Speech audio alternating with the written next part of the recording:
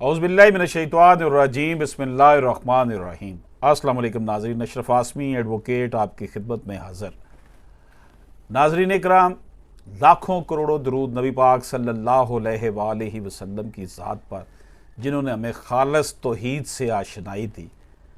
नाज़रीन इकराम, आपसे गुजारिश है कि अगर आपने अभी तक हमारा यूट्यूब चैनल जो है वो सब्सक्राइब नहीं किया तो उसे सब्सक्राइब फरमा लें, बेल आइकन को क्लिक कर लें ताकि जो वीडियो भी हम अपलोड करते हैं वो आप तक बर वक्त पहुँचती रहे।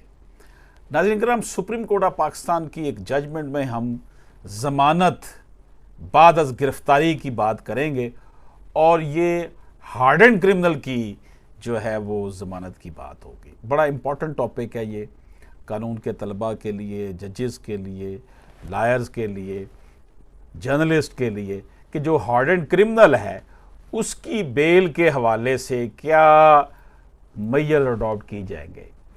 जब भी हार्डन एंड या डेंजरस क्रिमिनल के हवाले से बात करते हैं हम, तो ये बात तयशुदा है कि ऐसा मुजरिम जो कि इतना ख़तरनाक है कि वो माशरे के लिए शदीद ख़तरा है और वो आम इंसानों के साथ नहीं रह सकता।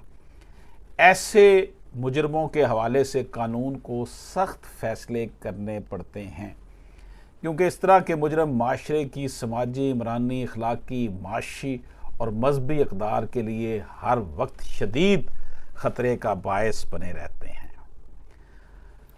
नाज़रीन, a hardened criminal is someone who is simply hard, like if you ever watch those person shows on and you see those guys covered in tattoos who confined to their cells 23 hours a day because they are so violent they can't be in a population. That is a change if hardened criminal. However, anyone given the chance, sadly the majority of prisoners don't give people chances. यानी कि अगर आप उनको chance देंगे जो harden criminal है, ये अवाम को फिर चांस नहीं देंगे। मतलब ये है कि ये इतने ख़तरनाक हैं कि इनको आम लोगों के साथ नहीं रखा जा सकता है। ऐसा शख्स जो कि ऐसे केस में मुल्ज़म ना हो जो कि नाकाबिले ज़मानत हो, अगर उस शख्स को बग़ैर वारंट गिरफ़्तार किया गया हो या किसी पुलिस ऑफिसर ने जो कि थाने का इंचार्ज हो ने गिरफ़्तार किया हो, ऐसे शख्स को ज़मानत पर रिहा किया जा सकता है।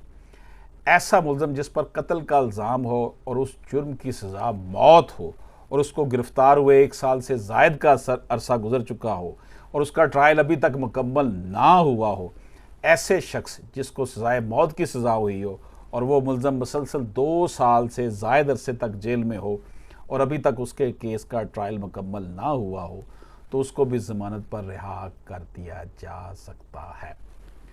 अगर मुल्ज़म के केस की तफ्तीश किसी भी सतह पर और कोई भी वजह ना हो कि यकीन किया ना जा सके कि मुल्ज़म से ऐसा जुर्म सरज़द हुआ है जो कि नाकाबिले ज़मानत हो या अभी तक ट्रायल मुकम्मल ना हुआ हो या केस की मज़ीद तफ्तीश होना बाकी हो, तो उसकी ज़मानत हो सकती है अगर किसी वक्त भी किसी मुल्ज़म का ट्रायल नाकाबिले ज़मानत केस में हुआ हो और अभी तक फ़ैसला ना आया हो और ये बात करीने क्रास हो कि मुल्ज़म कसूरवार साबित नहीं हो सकेगा, तो ऐसे मुल्ज़म की भी ज़मानत ली जा सकती है।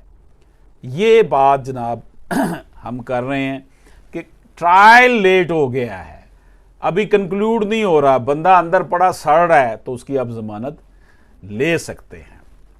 जगत राम बनाम रियासत 1997 SMER 36 के मुताबिक ऑर्डर 4 ऑफ 1979 के तहत मज़कूरा केस में मुल्ज़म पहले से भी किसी मुकदमे में मुलव्वस ना है और ना किसी जुर्म की सरगर्मी में पहले से मुलव्वस रहा है, इसलिए ख़तरनाक मुजरम की सफ़ में नहीं गर्दाना जा सकता।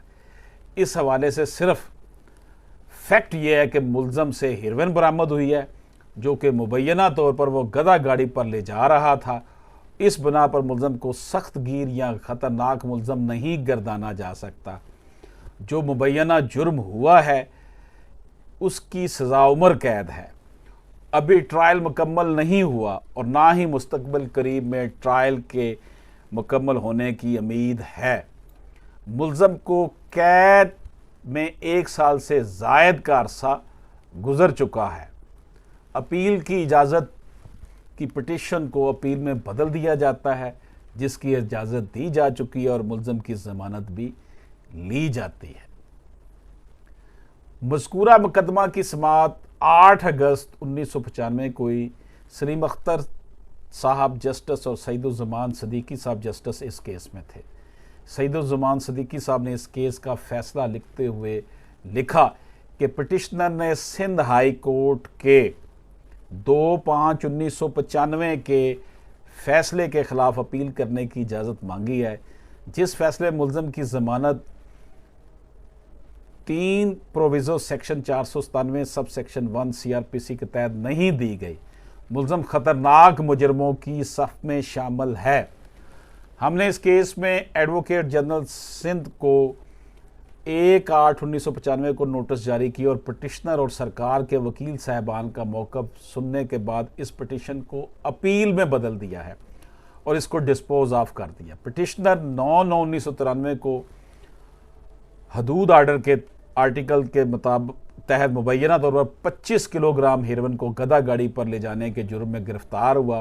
पिटिशनर ने ट्रायल कोर्ट में ज़मानत की दरख्वास्त इस बिना पर दायर की कि पिटिशनर 1 साल से ज़ायद अरसा से जेल में है और अभी तक केस का फैसला ना हो पाया, जो कि ट्रायल कोर्ट ने 22/9/1994 को मुस्तरद कर दी। बाद जहाँ पिटिशनर ने हाई कोर्ट में रसाई हासिल की, लेकिन वहाँ भी इसकी दरख्वास्त ज़मानत रद्द कर दी गई।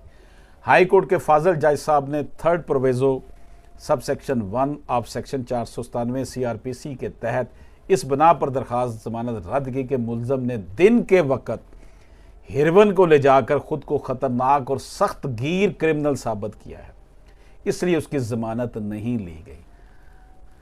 नाज़रीन इकराम, ऑनरेबल सुप्रीम कोर्ट अपने फैसले में लिखती है कि फाजल हाई कोर्ट के जज साहब ने इस बात को भी फैसले के दौरान मद्देनज़र रखा कि हेरोइन ले जाने के जुर्म की सज़ा मुल्ज़म की कैद के दौरान बढ़ा दी गई है और एक तरमीम के तहत जो है उसे जो है अब सज़ाए मौत कर दिया गया। अभी वो मुल्ज़म कैद ही था तो उस दौरान कानून में अमेंड करके से सज़ाए मौत कर दिया गया। नाज़रीन, दरख्वास्त गुजार के फाजल वकील ने कहा कि दरख्वास्त गुजार कभी भी किसी मुजरमाना कार्रवाई में मुलव्वस नहीं रहा और ये रिकॉर्ड बात साबित करता है कि ना ही दरख्वास्त गुजार के ख़िलाफ़ कोई भी क्रिमिनल केस ज़ेरे समाअत है। दरख्वास्त गुजार के वकील ने मज़ीद ये कहा कि कहीं भी ये बात साबित नहीं होती कि उसने इस अंदाज में ये जुर्म किया है जिससे वो हार्डन क्रिमिनल या ख़तरनाक मुजरम गर्दाना जा सकता है। आखिर में दरख्वास्त गुजार के वकील ने कहा कि दरख्वास्त गुजार 9/9/1993 को गिरफ़्तार हुआ था और चंद दिनों के बाद उसे गिरफ़्तार किए जाने का अरसा 2 साल हो जाएगा और 11 गवाहान में से सिर्फ 2 गवाहान की गवाही अदालत ने अभी तक ली है। मुल्ज़म की तरफ से ज़मानत पर रिहाई उसका इस बना पर हक़ है कि केस का फ़ैसला होने में ताख़ीर है। ज़मानत पर रिहाई की मुखालफत सिर्फ इस बना पर की जा सकती है कि केस के ट्रायल के फ़ैसले में किसी तरह मुल्ज़म या उसकी इमा पर कोई और शख्स हायल है। इस बना पर भी मुल्ज़म की ज़मानत पर रिहाई नहीं दी जा सकती, बेशक 2 साल में ट्रायल मुकम्मल ना भी हुआ हो। अगर मुल्ज़म पहले से ऐसे मुकदमे में सज़ा याफ्ता हो जिसकी सज़ा उम्र कैद या सज़ाए मौत हो या अदालत की राय में मुल्ज़म को हार्डन क्रिमिनल, ख़तरनाक क्रिमिनल या दहशत गर्दी में मुलव्वस पाया गया हो, इससे साफ ज़ाहिर होता है कि 497 1 CRPC के तहत ज़मानत उस वक़्त मनसूख की जा सकती है जब मुकदमे का ट्रायल मुकर्ररा 2 साल में मुकम्मल ना हो या पहले से अदालत की तरफ से उसे ऐसे मुकदमे में गुनाहगार करार दिया गया हो जिस जुर्म की सज़ा उम्र कैद या सज़ाए मौत हो या अदालत ये समझती है कि मुल्ज़म हार्डन क्रिमिनल है, ख़तरनाक है, दहशत गर्दी में मुलव्वस पाया गया है। यहाँ पर ऑनरेबल सुप्रीम कोर्ट ने रेफरेंस दिया कि मोहम्मद हनीफ बनाम सरकार PLD 1986 कराची 437 के मुताबिक मुल्ज़म को हार्डन क्रिमिनल, ख़तरनाक क्रिमिनल या दहशत गर्दी में मुलव्वस पाया जाना करार दिया। अदालत की तरफ से इन शवाहद की बिना पर जो कि बेल एप्लीकेशन की सूरत में अदालत के सामने फाइंडिंग्स आई या दीगर तरीक़ों से अदालत के इल्म में ऐसी फाइंडिंग्स आती हैं, इस केस में मुल्ज़म को पेंडिंग मुकदमात में हार्डन क्रिमिनल करार दिया जा रहा है और साथ ये भी कहा है कि मुल्ज़म ने अपनी सगी बहन की बेटी को रेप किया है। इस बना पर 4th proviso of section 97(1) CRPC के तहत अदालत ने इस जमानत को डिक्लाइन किया था। जलाल बनाम अल्लाह यार केस 1993 SMER 525 के मुताबिक इस अदालत ने लीव ग्रांट की थी, यानी इजाज़त दे दी थी। हाई कोर्ट के फैसले के खिलाफ ऐसा किया था। उस केस में अदालत ने मुल्ज़म को हार्डन और ख़तरनाक क्रिमिनल करार दिया था। हालांकि मुल्ज़म ने 2 अफराद को इंतहाई जालमाना तरीके से कत्ल किया था। इस अदालत ने आखिरकार अपील डिसमिस कर दी थी और हाई कोर्ट के जमानत लिए जाने के फैसले 3 प्रोविज़ो सेक्शन 1 497 CRPC को बरकरार रखा था, क्योंकि मुकदमे के शवाहद ये साबित नहीं करते थे कि मुल्ज़म हार्डन क्रिमिनल या ख़तरनाक क्रिमिनल है। अगरचे मुल्ज़म ने 2 अफराद को कत्ल किया था, लेकिन मुल्ज़म से ऐसा सिर्फ एक गोली चलने से हुआ। FIR से ये नहीं साबित होता कि मुल्ज़म क्रिमिनल फितरत का मालिक है और वो किसी और जुर्म में भी पहले से शरीक है। अब ऑनरेबल सुप्रीम कोर्ट लिखती है, इस वक्त जो केस हमारे सामने है, इससे ये शवाहद मिलते हैं कि मुल्ज़म पहले से सज़ा याफ्ता नहीं है, यानी हिस्ट्री शीटर नहीं है, ना ही इसके खिलाफ किसी केस में कहीं प्रोसिक्यूशन हुई है, कोई इसके खिलाफ कभी कोई केस नहीं चला। सिर्फ ये इल्ज़ाम मुल्ज़म पर कि मुल्ज़म दिन की रोशनी में गधा गाड़ी पर हेरोइन ले जा रहा था, इससे ये नहीं करार दिया जा सकता कि मुल्ज़म हार्डन क्रिमिनल या ख़तरनाक मुजरम है। ऐसा कोई मवाद भी अदालत के सामने पेश नहीं किया गया जिससे ये साबित होता कि मुल्ज़म हार्डन क्रिमिनल या ख़तरनाक मुल्ज़म की सफ़ में शामिल है। जिस जुर्म में मुल्ज़म जेल में है, उस जुर्म की ज़्यादा से ज़्यादा सज़ा उम्र कैद है और मुल्ज़म 1 साल से ज़ायद अरसे से कैद में है और मुस्तकिल करीब में ट्रायल मुकम्मल होने का भी इम्कान नहीं। FIR के मुताबिक 11 गवाहान में से सिर्फ 2 की गवाही मंजूर हुई है। नाज़रीन इकराम, मुल्ज़म की दरख्वास्त मंजूर करते हुए दरख्वास्त गुजार का ट्रायल मुकम्मल ना होने की बिना पर ज़मानत मंजूर की गई और दरख्वास्त ज़मानत को 2 लाख की श्योरिटी पर ज़मानत दे दी गई। इस मुकदमा में अदालत उज़्मा ने मुल्ज़म को ज़मानत पर रिहा करने का हुक्म दिया और वजह इसमें यह बयान की कि यह दुरुस्त है कि मुल्ज़म को हार्डन क्रिमिनल कहा जा रहा है, लेकिन ऐसा साबित नहीं हो पाया और मुकदमे का ट्रायल भी नहीं मुकम्मल हुआ और मुल्ज़म को भी इस मुकदमे में सज़ा अभी तक नहीं हुई। नाज़रीन इकराम, हार्डन क्रिमिनल को डेफिनेटली बेल नहीं दी जाती, लेकिन हार्डन क्रिमिनल करार किसको दिया जा सकता है? ना तो वो इस केस में ये साबित हुआ कि वो पहले से भी उसके ऊपर कोई केस है, कोई प्रोसिक्यूशन हुई है या कोई ऐसी सज़ा उसको पहले हो चुकी है जो कि या उसने ऐसा कोई ऑफेंस किया है, कोई उसके मतलब नहीं है। दिन की रोशनी में वो हेरोइन एक गधा गाड़ी पर लेके जा रहा था। इस बिना पर अदालत ने, सुप्रीम कोर्ट ऑफ पाकिस्तान ने कहा कि उसे हार्डन क्रिमिनल करार नहीं दिया जा सकता। मुल्ज़म अभी कैद में था, पहले सज़ाए उम्र कैद होती थी, लेकिन उस जुर्म की सज़ा भी सज़ाए मौत कर दी गई।